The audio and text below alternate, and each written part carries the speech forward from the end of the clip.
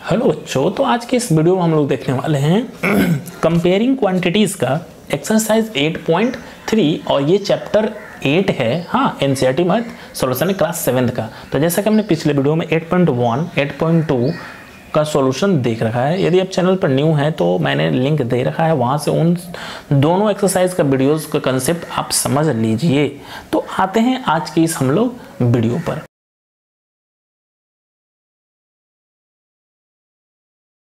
तो जैसा कि क्वेश्चन नंबर फर्स्ट है यहाँ पर, हाँ, और इस एक्सरसाइज में हम लोग मेनली जो है प्रॉफिट और loss, profit percent, loss percent, ये सारा चीज़ हम लोग देखने वाले हैं। हाँ, तो फर्स्ट ही क्वेश्चन आपका कह रहा है कि tell what is the profit और loss in the following transaction and also find the profit and loss percent. ये नहीं लिखा हुआ है बट है, हाँ, यानी कि प्रॉफिट और लॉस परसेंट, यानी कि पहले पता कर लेना कि प्रॉफिट या लॉस क्या है, उसके बाद आपको प्रॉफिट परसेंट और लॉस परसेंट दोनों आपको फाइंड आउट करना है। ठीक है, और यहाँ पर कुछ कंडीशन दिया है, हालांकि इसमें 4 क्वेश्चन है ABCD, बट हमने यहाँ पर ओनली 2 ही क्वेश्चन बता रखा है।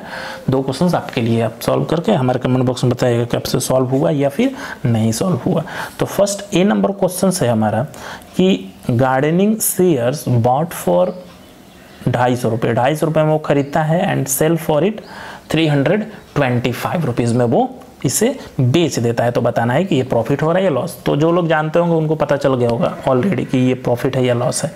देखिए फिर भी हम यहाँ पर तो लिखेंगे ना जी, हमारा तो बनाना काम है, समझाना आपको। तो ये जो खरीदता है यानी कि CP हो गया कॉस्ट प्राइस, जैसा कि इंट्रो में हमने बता रखा है। तो जो खरीदता है वो CP हो जाता है कॉस्ट प्राइस। तो कॉस्ट प्राइस इसका है 250 रुपीज़, और ये बेचता है यानी कि सेलिंग प्राइस हो गया, सेल करता है तो सेलिंग प्राइस हो गया 325 रुपीज़। ठीक है, तो कहने का मतलब कि जब भी सेलिंग प्राइस, ध्यान दीजिएगा, जब भी सेलिंग प्राइस कॉस्ट प्राइस से बड़ा रहे, हाँ, यानी कि बेचने वाला दाम जब खरीदने वाले दाम से बड़ा रहे, तो उस कंडीशन में सिंपल सा बात है जी, प्रॉफिट ही होता है क्या। तो लिख देंगे so profit is equal to, और profit is equal to formula क्या हो जाएगा उसमें, SP माइनस CP। तो 325 माइनस 250, तो वैल्यू कितना हो जाएगा 5, हो जाएगा 12 से 5 7। ओके, 75 रुपीज़, 75 रुपीज़ को उसको फ़ायदा हो गया। तो फ़ायदा हो गया तो अब परसेंटेज हमें फ़ायदा भी निकलना है। Now profit percentage equal to, ठीक है, और प्रॉफिट परसेंट का हमने फॉर्मूला बता रखा था जी कि प्रॉफिट को मल्टीप्लाई कर देना है 100 से, और बाई में CP तो हमारा फिक्स ही रहता है, और ये जो वैल्यू आता है वो परसेंटेज में आता रहता है। ठीक है, यानी percent, profit into percent by CP। Cost price को हमेशा डाउन में ही रखा जाता है यदि लॉस भी रहेगा तो देखिए प्रॉफिट कितना का हुआ है 75 का, मल्टीप्लाई है तो मल्टीप्लाई, 100 है तो 100, और कॉस्ट प्राइस इसका कितना था, तो कॉस्ट प्राइस था 250 रुपीज़। अब इसको सॉल्व कर देंगे, 10 से 10, 25 से 3 टाइम्स, 10 3 ज़ा 30, और ऐसे ही फास्ट कैलकुलेशन आप लोगों को भी करना है। ठीक है, अब नेक्स्ट B नंबर क्वेश्चन समझ लेते हैं हम लोग। यहाँ पे कह रहा है कि एक फ्रीज खरीदा जाता है 12,000 रुपीज़ में और सेल किया जाता है इसको 13,500 रुपीज़ में। ठीक है, और रेफ्रिजरेटर को ही फ्रीज बोला जाता है। तो देखते हैं इसमें कि क्या हो रहा है। तो यहाँ पर हम लोग क्या देख रहे हैं भाई कि खरीदा जा रहा है 12,000 में, इट मीन्स कि CP इज इक्वल टू है 12,000, और सेलिंग प्राइस है यानी कि बेचा जा रहा है 13,500। ओके, तो बताए थे इसमें भी कि जब सेलिंग प्राइस कॉस्ट प्राइस से ग्रेटर हो उस कंडीशन में क्या होता है, तो उस कंडीशन में होता है प्रॉफिट, और प्रॉफिट इज इक्वल टू होता है SP minus CP। It means 500 minus 12,000, और जब ये सब्ट्रैक्ट करिएगा तो वैल्यू आ जाएगा 12,113 यानी कि 1,500। ठीक है, 1,500 का इसको क्या हो जा रहा है भाई, तो इसको प्रॉफिट हो जा रहा है। तो अब हम लोग क्या निकाल लेंगे, परसेंटेज प्रॉफिट निकाल लेंगे। Profit percent is equal to, तो जैसा कि फॉर्मूला ये फॉर्मूला है, इसी पर वैल्यू को पुट करते हैं। तो प्रॉफिट है तो प्रॉफिट यानी कि 1,500 को मल्टीप्लाई करेंगे 100 के साथ, और बाई में CP, तो CP क्या है 12,000। तो देखिए तो 102030, 102030 कैंसिल हो जाएगा। ठीक है, तो बचा क्या 150/12। अब ध्यान दीजिएगा यहाँ पर थोड़ा सा समझना होगा आप लोगों को, हाँ, कि 12 से 150 में जब आप डिवाइड दीजिएगा, डायरेक्ट डिवाइड दीजिए, नहीं तो 3 से आप कट करिए, तो डायरेक्ट डिवाइड दीजिएगा तो देखिए 12 से 1 में करेंगे तो 12, अब 3 और 0 30 होगा, तो 12 2 24, 6 आया ना जी, तो 12 को डबल में 6 नहीं तो एक 0 लेंगे तो 60 हो जाएगा, तो यहाँ पर डेसिमल रखेंगे तो 12 5 जा 60, इतना परसेंट जो है वो आंसर होगा। ठीक है, इसको डिवाइड देकर भी देख सकते हैं। तो आई होप कि कंसेप्ट बी का भी समझ में आ गया होगा। ठीक है, अब देखते हैं क्वेश्चन नंबर 2, बहुत अच्छा क्वेश्चन है। कह रहा है कि कन्वर्ट इनटू परसेंटेज, यानी कि जो ये रेशियो गिवन है ना हमारा, उसे हमें कन्वर्ट करना है परसेंटेज में। 2 क्वेश्चन हमने बताया है और ऐसा ही 2 क्वेश्चन यानी कि 2 टाइप और है, तो आप लोग अपने से सॉल्व करिएगा। हाँ, तो देखिएगा, यानी कि इसे हमें परसेंटेज में कन्वर्ट करना। तो इस तरह का जब भी क्वेश्चन है ना, तो हर एक के लिए, यानी कि 3 के लिए भी निकालना होता है और 1 के लिए, दोनों पार्ट के लिए हमें निकालना है। 3 पार्ट इसमें दिया होता है, 3 पार्ट के लिए हम लोग फाइंड आउट करेंगे। तो कैसे करेंगे ये चीज़ आप लोग समझिएगा यहाँ पर कि कैसे एक्चुअल में हो रहा था।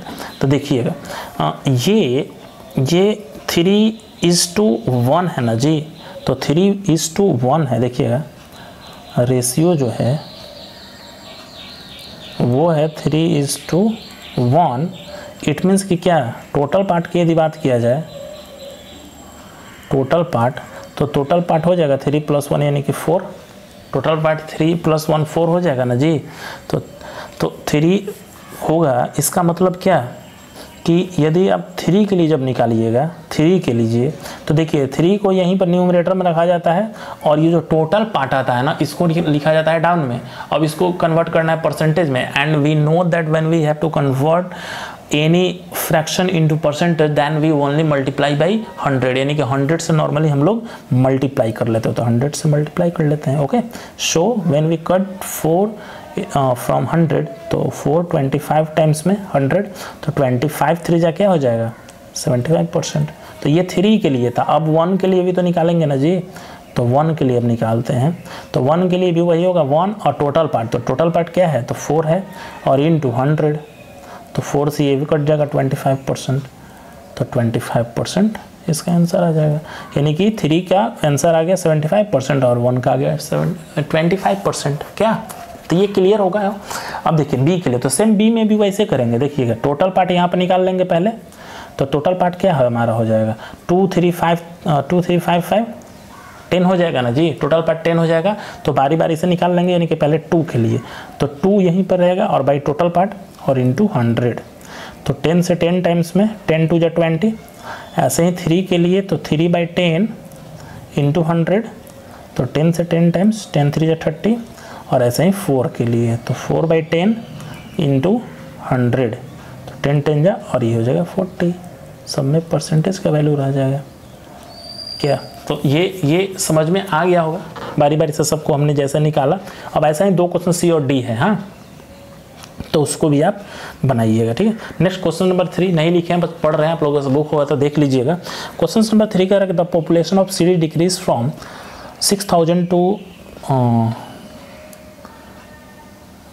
25,000 to 24,500, find the percentage of decrease. समझिएगा, कह रहा है ना कि किसी शहर का जो पॉपुलेशन है, अब यहाँ पर लिख के बता देते हैं। देखिएगा क्या क्या गिवन है। गिवन है कि ओरिजिनल जो पॉपुलेशन है किसी शहर का, पॉपुलेशन ऑफ सिटी, हाँ, यानी कि ओरिजिनल पॉपुलेशन किसी शहर का जो आबादी है वो पता है कितना है, वो है 25,000, 25,000 है। ओके, अब ये क्या कह रहा है ना कि उससे डिक्रीज हो जा रहा है, तो लिख देते हैं डिक्रीज पॉपुलेशन।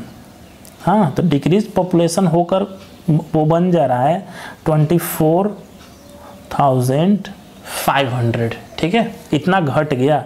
तो घटा तो सिंपल सा बात है, कितना घटा अब तो हम पता कर लेंगे ना जी कि पॉपुलेशन में डिक्रीज, ये 25,000 था, ये 24,500 हो गया, तो कितना से घटा, तो लिख देंगे कि डिक्रीज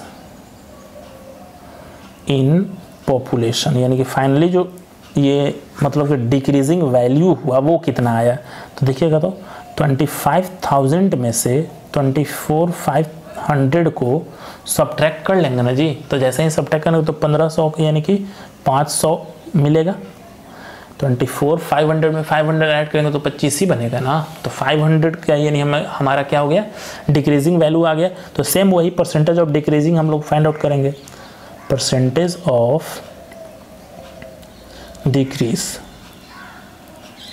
और इसका फॉर्मूला सेम वही, यानी कि लॉस हो गया, यानी कि यहाँ पर लॉस हो गया तो वही लॉस वैल्यू, तो यानी कि loss value in decrease value, तो 500 इंटू 100, ठीक है।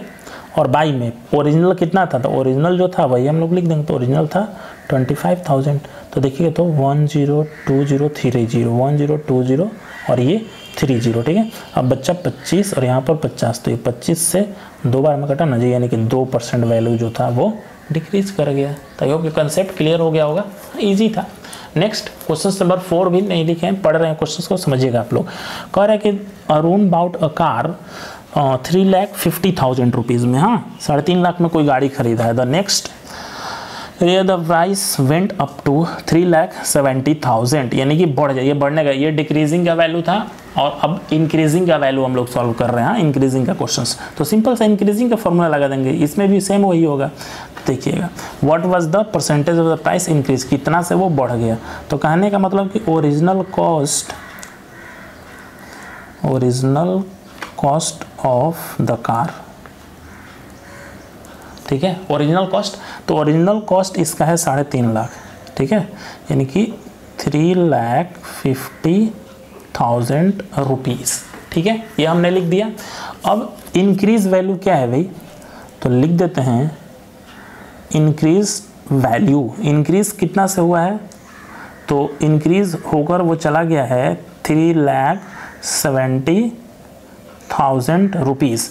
तो इंक्रीजिंग आखिर कार में हुआ क्या, और लिखेंगे इंक्रीजिंग इन प्राइस। तो प्राइस में इंक्रीजिंग क्या हुआ, 37 में से ये 35 को हम लोग सब्ट्रैक्ट कर लेंगे, और सब्ट्रैक्ट करेंगे तो आ जाएगा हमारा 20,000। आप लोग सब्ट्रैक्ट करिएगा, 20,000 रुपीज़ जो है वो हमारा इंक्रीजिंग वैल्यू है। तो सिंपल सा परसेंटेज इंक्रीजिंग निकाल लेंगे, percentage increase is equal to, बड़ा कितना से है, तो 20,000 से, ओके, मल्टीप्लाई करेंगे 100 अपॉन में पहले क्या था, ओरिजिनल क्या था, तो ओरिजिनल था इसका 3.5 लाख, तो लिख देते हैं, ठीक है। अब देखिए 10203040 कट गया, 10203040 बचा हमारे पास 35, हाँ। तो ऐसे करते हैं, देखिए 5 से ये 20 टाइम्स और ये 5 से 7 टाइम्स, ठीक है, कट गया। अब 20 से 2 में करेंगे तो 40 और अपॉन में 7%, इसको कन्वर्ट कर सकते हैं मिक्स फ्रैक्शन में भी, या फिर ये भी आंसर छोड़ सकते हैं। तो जैसे ही कन्वर्ट करिएगा तो 5 7 जा 35 और 5 7 5 जा 35 और 5 40/7%, और यही हो गया आंसर, ठीक है। यानी कि इतना जो वैल्यू है वो इंक्रीजिंग वैल्यू है।